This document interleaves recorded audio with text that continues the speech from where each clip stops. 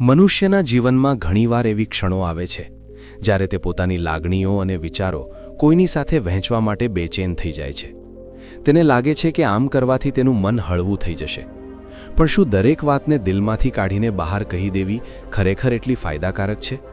શું કેટલીક વાતો એવી પણ છે જેને ગુપ્ત રાખવી જ સમજદારી છે? કુરુક્ષેત્રના યુદ્ધ મેદાનમાં શ્રી કૃષ્ણે અર્જુનને આ જ મૂંઝવણમાંથી બહાર કાઢ્યો। તેમણે અર્જુનને જીવનના 7 એવા ગુપ્ત મંત્રો કહ્યા જે કોઈ પણ વ્યક્તિએ પોતાના સૌથી નજીકના વ્યક્તિ સાથે પણ વહેંચવા ન જોઈએ। આ મંત્રો માત્ર શબ્દો નથી, પણ જીવનની તે નીતિ છે જે માણસને દરેક મુશ્કેલીથી બચાવી શકે છે। તો ચાલો જાણીએ કે ભગવદ્ ગીતાના તે 7 ગુપ્ત મંત્રો કયા છે જેને છુપાવવાથી તમે તમારા જીવનના સૌથી મોટા વિજેતા બની શકો છો। એક દિવસ કુરુક્ષેત્રના યુદ્ધ મેદાનમાં શ્રી કૃષ્ણ તેમના સારથી બનેલા અર્જુન સાથે બેઠા હતા। અર્જુન શાંત હતો, પરંતુ તેના મનમાં એક ઊંડી ઉથલપાથલ ચાલી રહી હતી।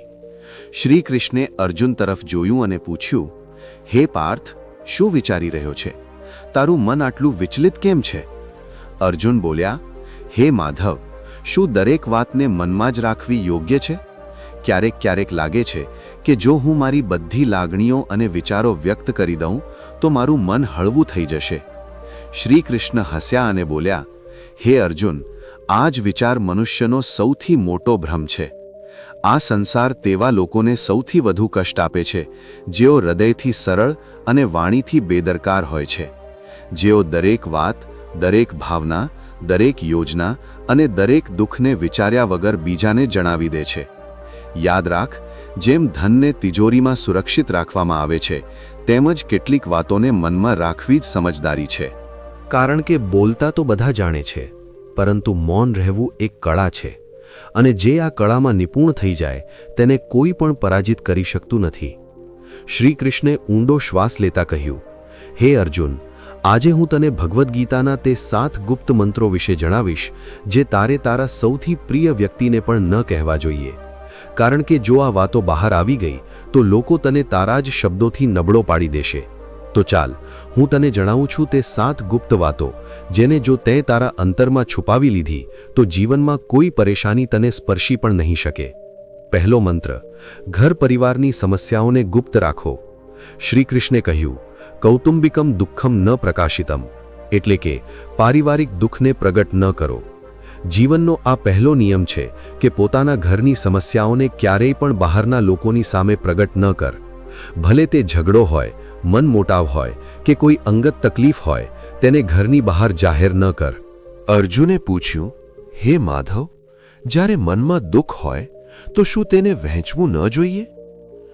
શ્રી કૃષ્ણ બોલ્યા, હે પાર્થ, જ્યારે તું તારા ઘરની ખામીઓ બહાર બતાવે છે તો લોકો તેમને જોડવાને બદલે વધુ વિખેરવા લાગે છે। તેઓ દયા નહીં પણ માત્ર તમાશો ઈચ્છે છે। એક વારની વાત છે, એક ગામમાં 2 ભાઈઓ હતા। તેમની વચ્ચે અવારનવાર ઝઘડા થતા હતા। એક દિવસ મોટા ભાઈએ પંચાયતમાં નાના ભાઈની બુરાઈ કરી દીધી। તેનું પરિણામ એ આવ્યું કે આખા પરિવારની પ્રતિષ્ઠા ઘટી ગઈ અને લોકો તેમનાથી દૂર રહેવા લાગ્યા। ઘરની વાત બહાર નીકળતા જ સંબંધોની મર્યાદા નષ્ટ થઈ જાય છે અને લોકો તારા દુઃખને તારા જ વિરુદ્ધ એક હથિયાર બનાવી લે છે। તેમણે આગળ કહ્યું, હે અર્જુન, ઘરનો ઝઘડો જો બહાર જાય તો તે ઘરના પાયાને હલાવી દે છે। તેથી ભલે સંજોગો ગમે તેટલા ખરાબ હોય, પોતાની ઘરની વાતોને ફક્ત પોતાના સુધી જ સીમિત રાખ, કારણ કે બહારની દુનિયા ઘા પર મલમ નહીં પણ મીઠું છાંટે છે।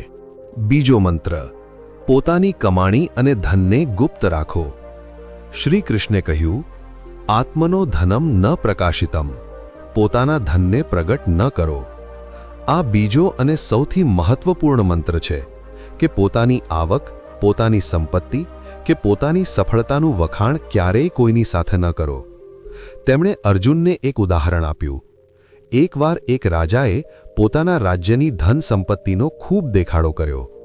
તેણે પોતાના ખજાનાના ઓરડા બધાની સામે ખોલી દીધા। થોડા જ દિવસો પછી પાડોશી રાજ્યોએ તેના પર આક્રમણ કરી દીધું અને તેનો બધો ખજાનો લૂંટી ગયા। ધન જેટલું ગુપ્ત હોય છે તેટલું જ સુરક્ષિત હોય છે। તેનો દેખાડો કરવો એટલે સ્વયંને લોભીઓ અને ઈર્ષાળુ લોકોની સામે ઊભો કરવો. શ્રી કૃષ્ણ બોલ્યા, હે પાર્થ, તું ક્યારેય કોઈ સાચા ધનવાન વ્યક્તિને પોતાની કમાણીનો દેખાડો કરતા નહીં જુએ, કારણ કે તેઓ જાણે છે કે જ્યાં ધનની જાણકારી હોય છે ત્યાં લોભ, ઈર્ષા અને સંકટ પણ વધે છે. કેટલાક લોકો મદદના બહાને તારી પાસે આવશે, કેટલાક તને નીચો દેખાડવાની કોશિશ કરશે અને કેટલાક ફક્ત એટલા માટે જ તારાથી નફરત કરવા લાગશે, કારણ કે તારી પાસે તે છે જે તેમની પાસે નથી. તેમણે સ્પષ્ટ શબ્દોમાં કહ્યું, ધનનો સૌથી મોટો રક્ષક તેનું છુપાયેલું હોવું છે. જો લોકોને તારા ધનની જાણકારી થઈ જાય તો તેઓ તારી માનસિક શાંતિ પણ છીનવી લેશે. તેથી પોતાની કમાણીને ગુપ્ત રાખ, જેથી તારું મન સ્થિર અને નિશ્ચિંત રહે. ત્રીજો મંત્ર, ભવિષ્યની યોજનાઓને ગુપ્ત રાખો. શ્રી કૃષ્ણે કહ્યું, કાર્યસ્ય યોજના ન પ્રકાશિત, એટલે કે કાર્યની યોજનાને પ્રગટ ન કરો. હે અર્જુન, જ્યાં સુધી કોઈ યોજના પૂરી ન થાય તેને તારા મનની અંદર જ રાખ. જે લોકો પોતાના દરેક પગલાંની ઘોષણા વહેલા કરી દે છે તેઓ અવારનવાર પોતાની મંઝિલ સુધી પહોંચતા પહેલા જ ભટકી જાય છે. તેમણે એક વેપારીનું ઉદાહરણ આપ્યું.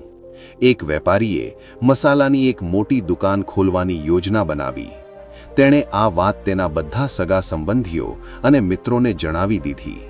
પછીના જ અઠવાડિયે એક ચતુર વ્યક્તિએ તેની વાત સાંભળીને તે જ જગ્યાએ બીજી દુકાન ખોલી દીધી અને બજાર પર કબજો કરી લીધો. જ્યારે વેપારી આવ્યો ત્યાં સુધીમાં ઘણું મોડું થઈ ગયું હતું. દરેક વિચાર એક બીજ જેવો હોય છે. જો તું તેને વાવતા પહેલા જ બધાને જણાવી દઈશ તો કોઈ તેને કચડી નાખશે અથવા તારા પહેલા તેનું ફળ લઈ જશે. શ્રી કૃષ્ણ બોલ્યા, યોજનાની અસલી શક્તિ તેના મૌનમાં હોય છે. જ્યાં સુધી તારું કામ પૂરું ન થઈ જાય ત્યાં સુધી ચૂપ રહે. તારા ઈરાદા, તારી દિશા અને તારા આગલા પગલાંને ફક્ત તારા સુધી જ સીમિત રાખ. તેને બધાની સામે જાહેર કરીને તું બિનજરૂરી બોજ અને ટીકા પોતાના માથે લઈ લે છે. આ સંસાર તારી યોજનાની રક્ષા નહીં કરે, ન જ તારી નિષ્ફળતાની જવાબદારી ઉઠાવશે. ચોથો મંત્ર, પોતાની નબળાઈઓને ગુપ્ત રાખો. શ્રી કૃષ્ણે કહ્યું, આત્મનો દુર્બલતા ન પ્રકાશિત, પોતાની નબળાઈને પ્રગટ ન કરો. હે પાર્થ, જે દિવસે તે તારી નબળાઈ કોઈ બીજાને જણાવી તે જ દિવસે તે તારી હારનું પ્રથમ પગથિયું ચઢી લીધું. અર્જુને પૂછ્યું, હે કેશવ, શું આપણે આપણા પ્રિયજનોની સામે પણ આપણી પીડા કે નબળાઈ ન જણાવી શકીએ? શ્રી કૃષ્ણ હસ્યા અને બોલ્યા, પ્રિયજનો અવારનવાર ત્યાં સુધી જ તારી સાથે હોય છે જ્યાં સુધી તારી શક્તિ તેમને લાભ આપે છે, પરંતુ જેવી તારી નબળાઈ સામે આવે છે તે જ લોકો કાં તો દૂર થઈ જાય છે અથવા પીઠ પાછળ તારા પર વાર કરે છે. તેમણે એક યોદ્ધાની વાર્તા સંભળાવી. એક યોદ્ધાને તીરોથી ખૂબ ડર લાગતો હતો. તેણે પોતાના સૌથી નજીકના સાથીને આ વાત જણાવી. થોડા સમય પછી તે જ સાથી દુશ્મન સાથે ભળી ગયો અને યુદ્ધમાં સૌથી પહેલા તે જ યોદ્ધા તરફ તીર ચલાવ્યા, કારણ કે તેને ખબર હતી કે ક્યાં વાર કરવો છે. શ્રી કૃષ્ણ બોલ્યા, નબળાઈ ત્યાં સુધી તારી તાકાત છે જ્યાં સુધી તે ફક્ત તને ખબર હોય. જે દિવસે તે કોઈ બીજાને ખબર પડી ગઈ તે તારા વિરુદ્ધ સૌથી મોટું હથિયાર બની જશે. એક સાચો યોદ્ધા તે જ હોય છે જે પોતાના ઘાવને પોતાના અંતરમાં છુપાવી લે અને ચહેરા પર સ્મિત જાળવી રાખે. દુનિયામાં ઘણા લોકો તારી મદદ કરવા માટે નહીં પણ તારી હારનો તમાશો જોવા માટે ઊભા હોય છે. પાંચમો મંત્ર, પોતાના દાનનું વખાણ ન કરો. શ્રી કૃષ્ણે કહ્યું, યજ્ઞસ્ય દાનસ્ય પ્રચારો ન કૃતઃ, યજ્ઞ અને દાનનો પ્રચાર ન કરો. હે પાર્થ, જે દાન મોઢેથી બોલવામાં આવે તે પુણ્ય નહીં પણ અહંકારનું પ્રદર્શન હોય છે. જ્યારે તું દાન કરે છે અને પછી તેનું વખાણ કરે છે તો તે મદદ નહીં પણ પોતાના ઘમંડને વધારવાનો તરીકો બની જાય છે. તેમણે અર્જુનને સમજાવ્યું, એક રાજાએ દરબારમાં ઘોષણા કરી કે તેણે આ વર્ષે ખૂબ દાન કર્યું છે. લોકોએ તેની પ્રશંસા કરી પણ તે દાન પુણ્ય ન બની શક્યું કારણ કે તેનું વખાણ કરી દેવાયું. દાન ત્યારે જ ફળદાયક હોય છે જ્યારે તે છુપાયેલું હોય. શ્રી કૃષ્ણે બોલ્યા, જો તું ખરેખર કોઈની મદદ કરવા માંગે છે તો તેને દુનિયાને જણાવવાની કોઈ જરૂર નથી. જે દાન સાચા દિલથી આપવામાં આવે છે તે સીધું ભગવાન સુધી પહોંચે છે, બાકી બધું ફક્ત દેખાડો છે. છઠ્ઠો મંત્ર, અપમાન અને હારની કહાનીઓને ગુપ્ત રાખો. શ્રી કૃષ્ણે કહ્યું, અપમાનમ પરાજયમ ચ પ્રકાશિતમ, એટલે કે અપમાન અને પરાજયને પ્રગટ ન કરો. હે અર્જુન, જીવનમાં દરેક કોઈ ક્યારેક ને ક્યારેક હારે છે અથવા અપમાન સહન કરે છે, પરંતુ તે હારને વારંવાર દોહરાવવી પોતાના જ ઘાને ખોતરવા જેવું છે. તેમણે અર્જુનને કહ્યું, એક યોદ્ધાએ યુદ્ધમાં હારનો સામનો કર્યો અને દરેક કોઈને પોતાની હારની વાર્તા સંભળાવી. કેટલાક લોકોએ સહાનુભૂતિ બતાવી, પરંતુ મોટાભાગના લોકોએ તેને હાસ્યનું પાત્ર બનાવી દીધું.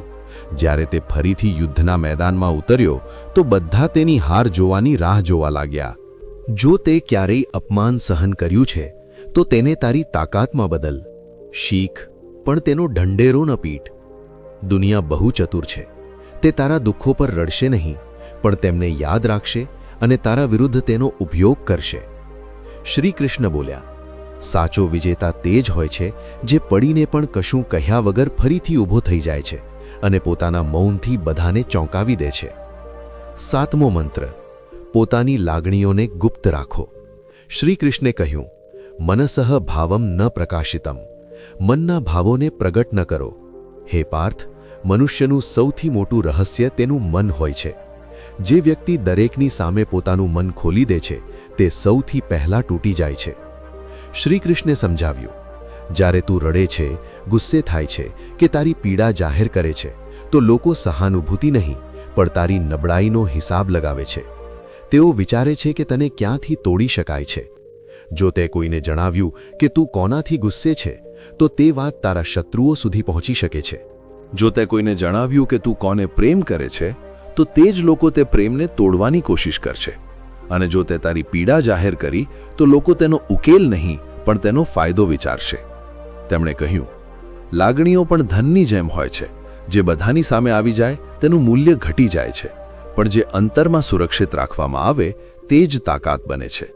તારા મનની વાત ફક્ત તેની સાથે જ કહે જે ખરેખર નિસ્વાર્થ હોય. બાકી બધાની સામે બસ સ્મિત કર અને શાંત રહે.